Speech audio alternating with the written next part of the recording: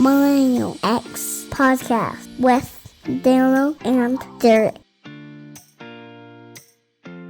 So where would you like to get started today, do you think, on this? There's so much going on. I mean, we're at the 12th today, and they're already on cleanup. They've got trains going again, and people are moving back into their houses. Yeah, I actually have a friend out there right now who lives half a mile from where the train derailed. And he says they're saying it's cool to go home, but he says there needs to be like $20,000 worth of cleaning done before they can even go back into their houses. They need cleaning. Do they need their houses cleaned? I mean, have they been contaminated? Yeah, he was saying everything's contaminated. They said that he was allowed to go back, but that he hasn't gone back yet because there's like some deep cleaning that needs to happen. I guess these VOCs are like really carcinogenic. Oh yeah, everything I think that the EPA has put in their report is on the list of human carcinogens. So yeah, it's all pretty deadly. I mean, it's like a house that had meth being made in it, like until that house is cleaned properly, like you can't go back in it. And I feel like that's kind of the situation that's happening now. It's interesting that the train company is offering settlements out to people. I've heard about $1,000 settlements for anybody who was within a mile of where the train derailed. Yeah, Clarksboro, New Jersey, December 2012 was a similar derailment with same chemicals, and that company moved in really quickly and were offering people basically settlements. They couldn't ever come back and be any part of any kind of group settlement, nothing. And a lot of people took it because they got scared into thinking that, oh, how would I prove that this liver cancer came from that spill? Right. So I know they're doing the exact same thing. It's the same MO. What I have heard people in the know say is keep your clothing from every day that you were exposed, seal it up, write down where you were, date, and then just keep it safe so that because it can all be tested. And if you can call it good news, the good news is it doesn't just create random cancers. They're very specific cancer. I know liver is a big one. So it's not it's not like you wouldn't know where it came from. I mean, the big problem is like they're only talking about the vinyl chloride. I released a video, I think yesterday, where I went over the letter that the EPA wrote to the train company. And it was like there was 5 or 6 different chemicals that were all very toxic that leaked into the ground, into the water, and smoked up into the air. So I mean, this is cataclysmic almost. This is going to affect people for hundreds of miles in any direction. Sure. Well, there were 7 rivers or creeks that the EPA put in that specific letter saying was witnessed leaking into those water sources. Yep. Including the Ohio River. I mean, that's like downstream from Cleveland, like an hour, which is a massive metropolitan area. Well, and for those that don't know, East Palestine sits right on the Ohio-Pennsylvania border. I mean, it's just barely inside Ohio. And it's got about 4,800 people there.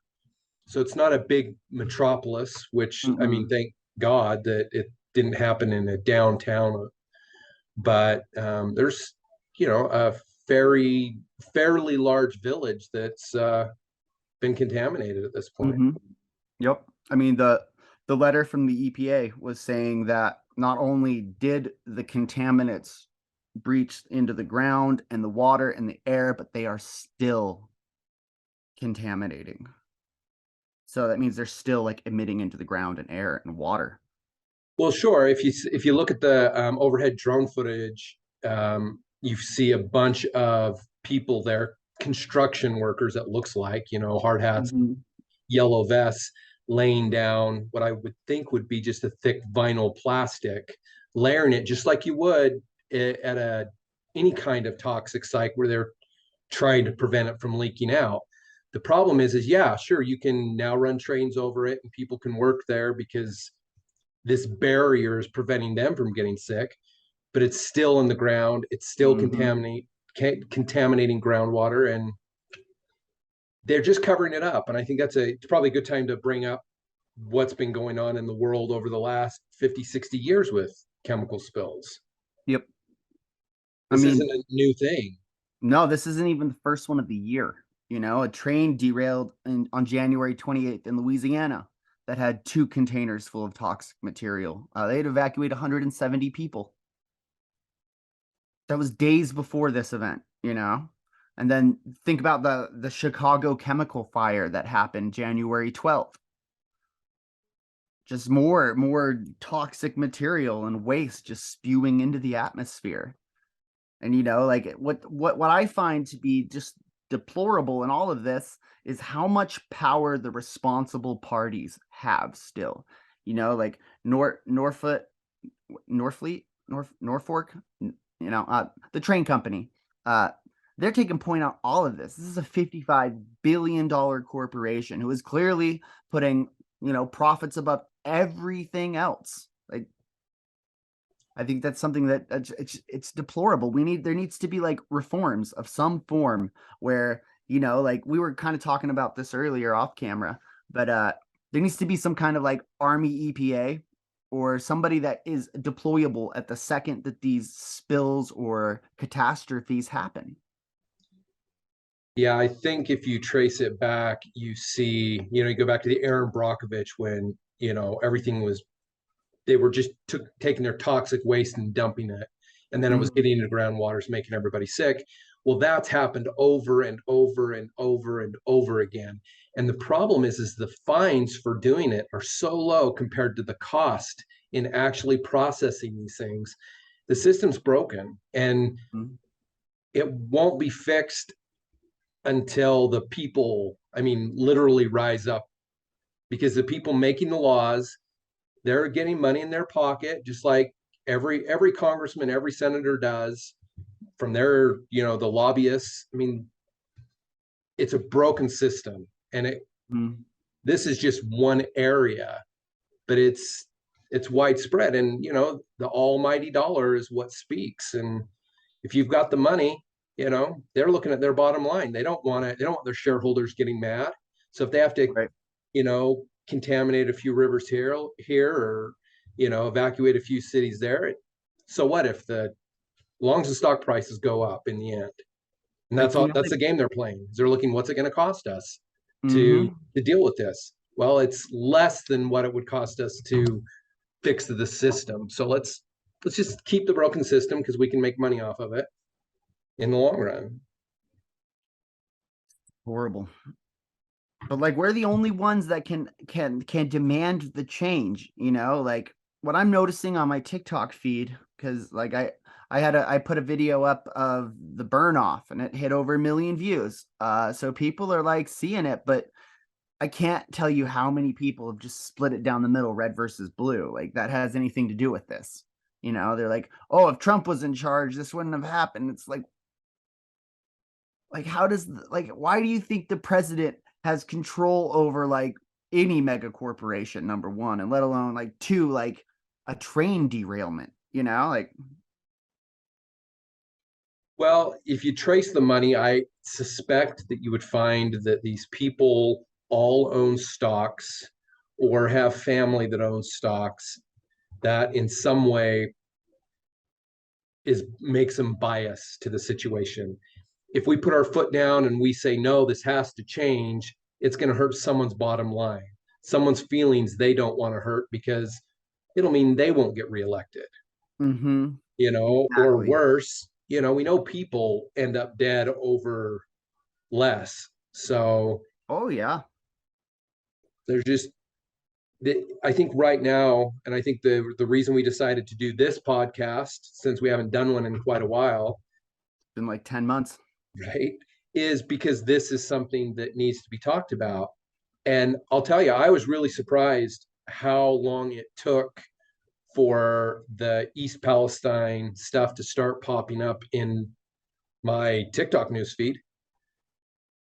You know, it was, I wouldn't say it was suppressed, but I think that so many people didn't know about it. The only the places it was coming out were people that were actually boots on the ground, taking pictures of, oh my gosh, look, there's an explosion, you know, half a mile or a mile and a half from my house. And Yeah, but that's how I found it.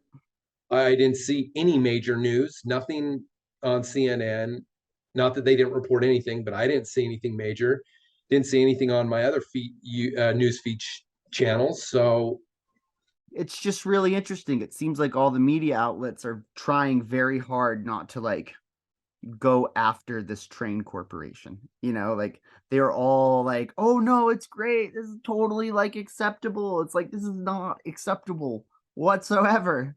Like this is a $55 billion corporation. I mean, you're telling me because the way it happened is like a bearing seized up on the train, right? So the brakes like essentially didn't work. But they made the choice to run the train through town to try and get through the town before anything happened. Like that was a choice that was made. You know, they knew they had at least 5 carts of extremely deadly chemicals. You know, like I don't know, it's tough. Like there needs to be some serious reforms. I just keep like shouting this from the hills. well, and we talked about this off camera, and that's that there are ways to transport things that could be dropped from a 10-story building and not leak and not be an issue. Is it expensive? Is it a technology that's not being used? Sure. But it's possible to revamp this system and make it 1,000 times safer, probably, maybe even Oh yeah, more. absolutely. You know, like we're still using train lines that were built hundreds of years ago, you know? Like granted we've changed like the part that pulls the train, but like the train carts are still the same, you know, like for a company that has $55 billion to its name, you'd think they'd be able to have some level of research and development for making it safer for the public. But again, it comes down to there aren't enough people standing up and pointing a finger at this company. Well, what I found is that when something like this happens, usually something else goes on. So if there's something in the right hand that we want to look at, something in the left hand will take our attention away. Right. And Like we air haven't balloons. talked a whole lot about the Chinese balloons and the unidentified objects that have been shot down over Alaska and Canada, which they're not telling us what they are, but they don't seem to In be. China now, the Chinese just shot one down. Did they? Yep. In Chinese airspace. So they're not, excuse me, they're not moving like the Nimitz Tic Tacs. It's nothing that's moving in a technology that's not really super basic. As far as we know, someone let go 100-mile-an-hour balloons and it's floating over Canada and they shot it down. We know Like they have the ability to track it on radar. We can get it on infrared, they know what it is. They're just not telling us. Are they not telling us because it's stupid? It's not that big a deal. Are they telling us because it is something that we should worry about? Or is it just trying to get our attention away from something like this chemical spill? Yeah. I mean, we were talking about this off camera earlier. Because one thing that I found interesting was like the East Palestine thing did happen. And then the next morning was the Syrian earthquakes. And honestly, I almost never spoke about the East Palestine thing. Like straight, if I hadn't discovered it was in Ohio and not in the Middle East, I definitely wouldn't have ever even looked at it, you know, because it was so overshadowed by the horrible events in Turkey and Syria. And I mean, I pretty quickly too, like I spent a couple days covering the earthquakes, but I was like, I kind of think that that's the distraction from this. Like, there's literally nothing very like any of us can really do for the people of Turkey. You know, like half the country just collapsed. Yeah. It's going to be bad there for a long time. You know, Right. just Well, very you have little. an infrastructure that is so old, they don't have oversight like you have in first world countries. And you have places that are along fault lines where they have to meet a certain code of earthquake I don't know, not proof, but but I Yeah, they saw don't have some like pretty new buildings there. I mean, they look like a building that I might see around the corner here, like an apartment complex, just come to the ground. right. They just that kind of earthquake hits anywhere in the world, it's going to cause devastation. But you Mhm. move to a place like that, and it's just going to multiply it in a way that you just can't fathom. So we originally lived in Salt Lake, right? Mhm. Uh, and that's on a fault line for everybody that doesn't know. So like earthquakes will happen there at one point, like a 7.9 will happen in Salt Lake at some point, Right along the or Wasatch greater, Fault. Yep. right? Or greater. But like because of that, most of the buildings have been retrofitted, like earthquake proofed. Like Hmm. most buildings are able to stand up to something like an 8.0 earthquake. Right. Uh, but anything past an 8.0 is like fictional almost, like Yeah. Yeah. Yeah. So some of the things I remember them doing back in, I want to say the 90s, they cut into the pillars that hold up the building, right? They cut into mhm. them one at a time, and they replace them and put ball bearings between them so that the Mm. whole thing will shift. And they do it with all of them over a period of time. I don't know if that's still the way they do it, but they had to go in and retrofit a lot of the high rises in Utah because of that. Now, And those are Utah has billions. something that's kind of unique, at least along the Wasatch Front, is it used to be all those valleys used to be part of Lake Bonneville, which was a giant lake, prehistoric lake, that was there. I don't know Sounds that would like be prehistoric, but during the yeah, ice, ice age, the right? last ice ages, and so the whole valleys are um, the sediment, and they say when those big earthquakes come that it'll just liquefy so that every stuff will just you'll find it sinking rather than toppling. I mean, and stuff will topple too. So I it'll mean, they be like to build in weird places in Utah, like the Jordan River. They build in the flood valley, like multi-million-dollar houses in the flood valley of the Jordan River. Which, granted, it's never flooded in known memory, but like, but it has in 1983 ooh, they turned State Street in downtown Salt Lake City, Utah. Look, in 1983, that summer, they turned it into a river. Everybody was going out and doing sandbags along all the creeks. And I mean, it was terrible flooding. It was almost catastrophic. And at the time, the governor got two giant pumps and put them out of the Great Salt Lake to actually pump the Great Salt Lake out so that it didn't flood because the part of the city sits lower than the Great Salt Lake. mhm. So if it flooded too much, it would be devastating, right? Well, then we went into where we're at now, which is, and the whole Western United States has been in a drought. So the Great Salt Lake went from the biggest that we in known time down to where it's almost gone. Yeah, to the point where it's about to start dumping arsenic into the valley. Exactly. But if we had the same thing happen in 83, which were giant snowfalls, record snowfalls over 82 into 83, and then an early spring and everything melts off, that's what happened that year. And yeah, I mean, look up footage of it. KUTV has a video where there's in the background is Return of the Jedi at one of the movie theaters, a Broadway theater. And in front of it is a river that's the entire width of, I don't know, that's probably a 6-lane road. We should try and find that video and link it up for everybody here. Okay. Yeah, I can do that real quick because I know it's out there. I've seen it recently. And we'll get the EPA letters up too. You can check out my TikTok. I read sections of this horrible letter. One thing that's interesting about that is, so I got like almost 21,000 followers, and so I put a video out. I'll get like 300 views in an hour, like pretty easy. But I put the video out where I read the EPA letter, and like seriously, for the first 2 hours, there were 0 views on this video. I even tried to promote it. I told TikTok I'd pay them $50 to promote this video, right? They deliberated for an hour and a half and then rejected it. That's ridiculous. Isn't it? just wild. And I mean, other creators are reading it too, but I think the difference between me and them is like, I don't know.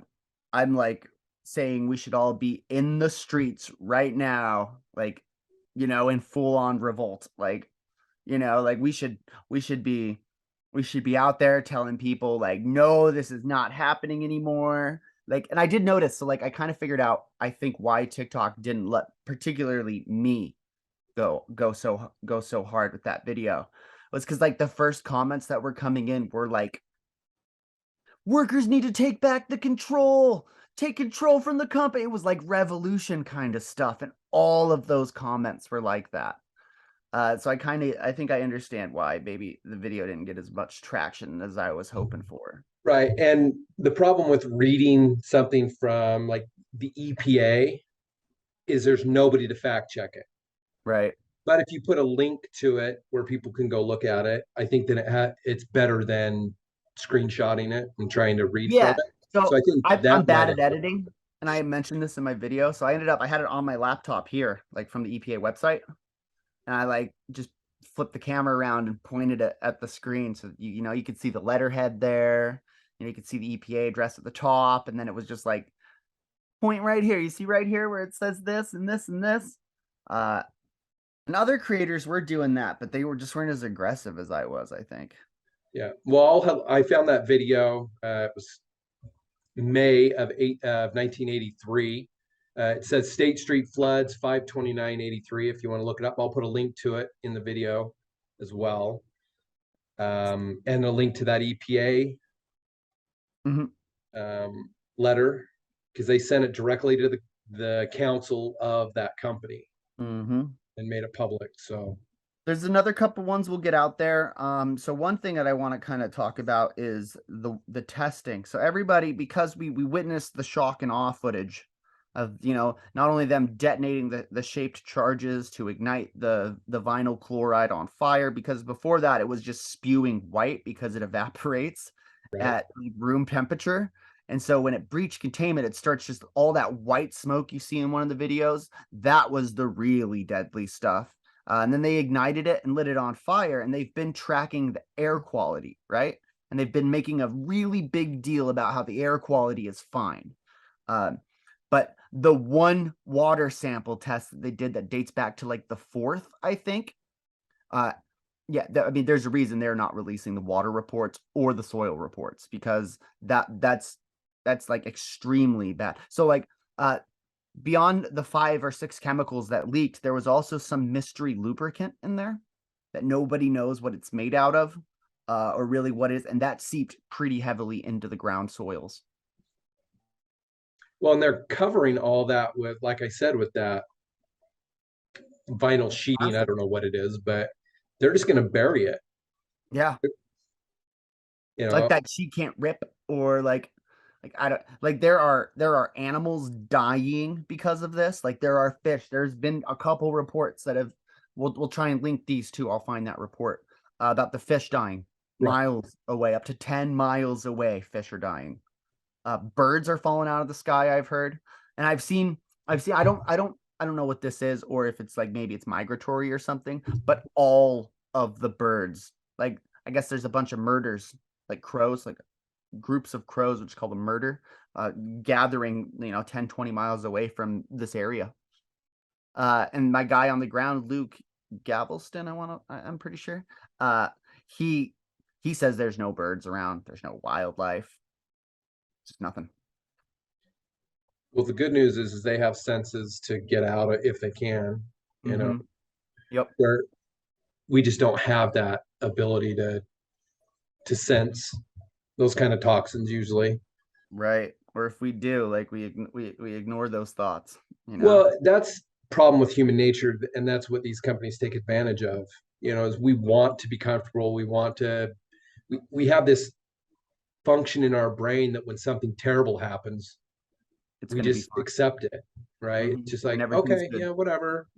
And it's not till later that you look back, and I don't know how many people have experienced this, but you look back and go, what the fuck was I thinking? Yeah, I think there's going to be a lot of people thinking that about this situation because, like the you were talking about the 2012 derailment, in Jersey, which was carrying like a measly 25,000 gallons. You Right. know, Yeah. like that's nothing. Each one of those containers was carrying 35,000 gallons, and five of them. Well, and I looked up studies on that, and 2 years later, they talked about the air quality, Mhm. but they won't talk about the water. They won't Those talk studies about the long-term were a effects on the joke. people. And it's been 10 years. They should have some studies that have been done. Uh, Sure they do. I'm sure that they do, and they are sitting in the basement of the train company.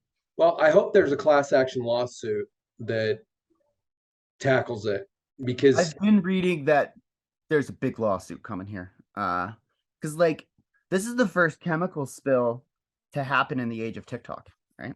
A major chemical spill in the age of TikTok, because like beforehand, all of these companies, like, because like I think we need to be like first and foremost here, there are two responsible parties: the people shipping the chemicals and the people making the chemicals.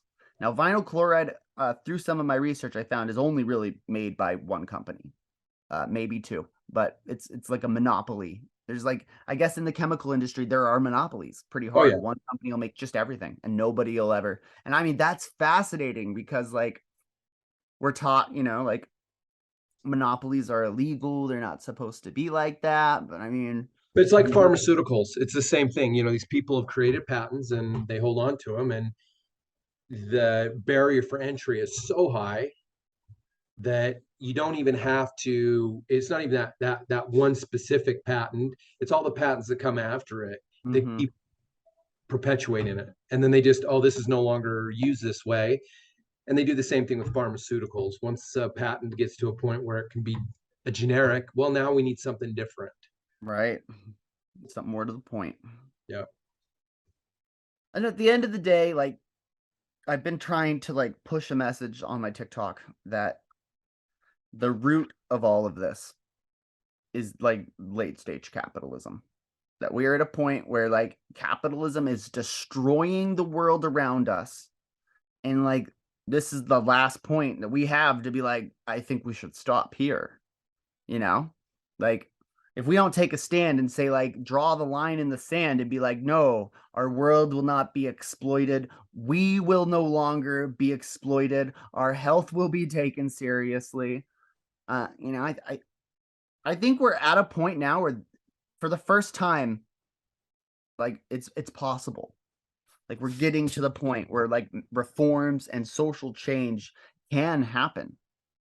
Well, I think AI is going to have a lot to do with that as well, because it's going to even the playing field. It's going to take information and disseminate it to the masses in a way that's never been Mm-hmm.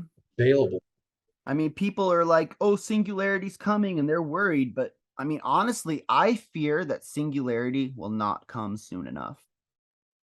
Like how like this planet is dying. There's just no way around that, and we are like the culprits of that. Like I mean, granted, this spill happened in America, but like if you look at other countries, other industrialized countries, like they're doing just as bad, if not way worse. Oh, definitely. Mm-hmm. It's just tough because like ah, it's capitalism at the end of the day. Like that's the real problem here, and Well, it just let's look at it from the 2 points. So I know that on your TikTok there was a little bit of a heated debate with whose fault it is. Someone telling you to, you know, get off your high horse and do something about it, right? If you think you're so smart. right. She did say that. Yeah. She told me to So, stop thinking. She said, first of all, you need to stop thinking. I was like, well, that's the that's the solution. answer. That's the answer. Just stop thinking. Oh, Yeah, yeah. so I came from a generation. My grandparents were the war fighters, right? My grandpas were in. Well, one grandpa was in World War II, the other one couldn't serve because he only had one eye. But and then you got the baby boomers. You have me growing up where I used to go out in the middle, well, first thing in the morning, sun comes up, I'm out, I'm playing, I'm gone all day long. And when every parent was different, but it's usually come home by the time it's dark out, or at least be out on the front street. We'd be out playing kickball, and then you'd hear parents calling in for dinner or something like that. But back in the 80s, they had these right before 10 o'clock, before the news came on, it was this dun dun dun. Do you know where your children are? Right? Because it was kids. We'd hop into a van if someone said, "Hey, you want to go get some ice cream?" Sure, let's go. All right. The people. I mean, we weren't stupid. It was just we weren't scared of anything. Different world. And then we raise kids, and we're like quite the opposite, right? I know, right? No, it's like you're not even allowed to go to the park. Like, no. Right. Yeah. You look and you see, I mean, I look at the people that I grew up with and whatnot, and I'm like, wow, I wouldn't want my kids, hanging over around to their house or whatnot. But it's just a completely different world. There was a big computer change, 2000, the .com era. And that's when you were trying to get your mom and dad, or I was trying to get my mom and dad into getting a computer, and getting online and get an email address. And I think we're finally to a point where everybody understands it. They're pretty savvy with the technology. But what would you say is the culprit at this point? I mean, you did say late stage capitalism, but it's greed, right? It's absolutely greed. Like I guarantee you there was a laundry list of problems a mile long that train company knew about. They must have known that the boxcars were failing, that there was problems with the brakes. There was probably issues along the line the entire way, and it only really messed up out of control here, and we're only hearing about it now. Like it's the fact that we are more willing to put money above each other. That's the problem here. Like one guy brought it up. He's like, vinyl chloride is pivotal in the making of plastics and PVC. And I'm like, I understand that it's pivotal, but like maybe there's another way. Like I was explaining to somebody, like, this is the first time in 10,000 years of human civilization that we have the ability to not only destroy ourselves, but everything else. Like a lot of ways that it could go out, that humanity would die out, and the world and the earth would continue on. The plants and the animals would continue on. But the way we're going now is like the vinyl chloride will kill everything. These industrial spills will kill everything. And it doesn't seem like anybody's trying to do any better. In fact, it just seems to be getting progressively worse and worse and worse. So I think really we need to learn to put each other above profits. But that's a tough one, like hopefully the newer generations are able to do that, because like mine would be like a transitional generation, right? Where like half of us are in my frame of mind, we're like just destroy the system and we'll come up with something new. And the other half are like, no, I'm going to be a millionaire this time around. Well, I watched my dad. He worked 2 jobs at one point, but we always had a nice house. By nice, we didn't live in the nice neighborhood, but we lived in a decent neighborhood. We had a working car. Usually, my parents usually bought new, but he could do it on his own. But as my generation came up, it started turning into a 2 household income. It was near impossible to have the same thing my parents had doing it. Now, your generation, or even, well, your generation and younger, all the kids, they could be millionaires overnight, literally, right? I mean, and there are so many people out there that don't go to work anymore, right, and still make money off of Instagram, off of TikTok, off of Facebook, off of, some of them have learned how to do IT jobs and they work from home. Some people, but it is completely a different world. And I can see the juxtaposition of, looking, I worked, 48 hours every day or 60 hours a week every day. I worked twice as many hours in the day.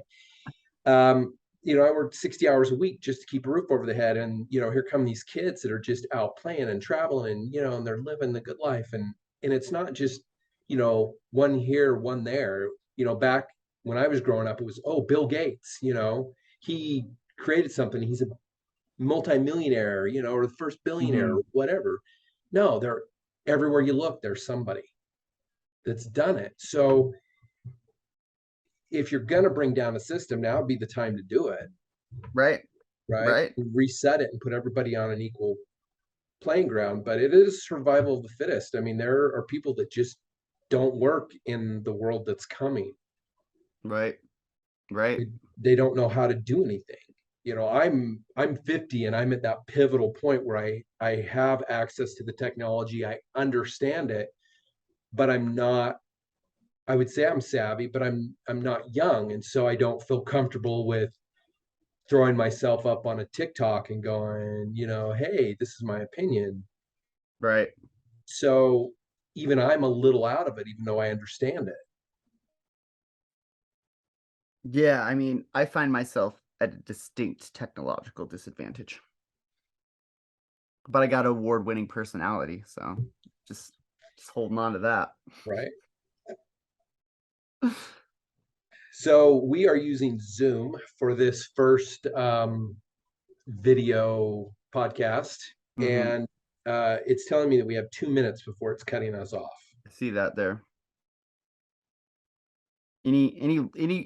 Any overall points you want to make to our audience about like the train and what it means going forward from here? Well, I don't think we're experiencing anything new. I think this is more of the same.